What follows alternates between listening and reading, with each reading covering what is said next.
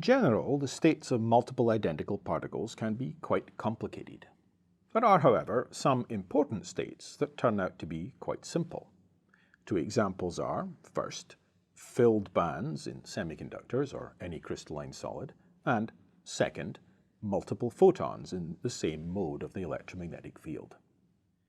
Consider a filled valence band in a semiconductor in our usual single particle approximation, where one electron is assumed to move in an average periodic potential, and therefore is in a Bloch state of a particular k value.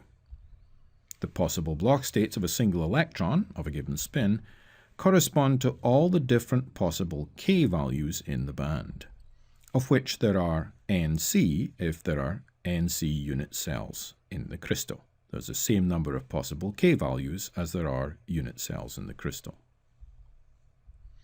A full band therefore corresponds to Nc electrons of each spin in the total of 2 Nc different single particle states, where the factor 2 comes from the 2 spin states associated with each k value.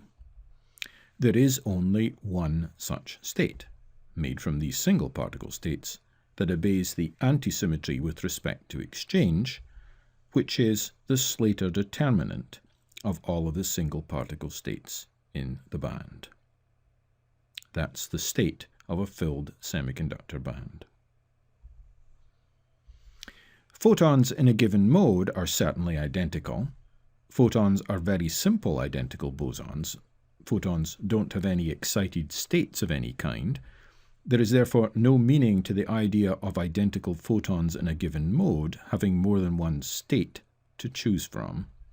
So, for photons in one mode, that's m is equal to 1 because we're only talking about one mode, and the number of possible states of these n photons in the mode is simply, from our formula here, if we work all this out with m equal to 1, 1.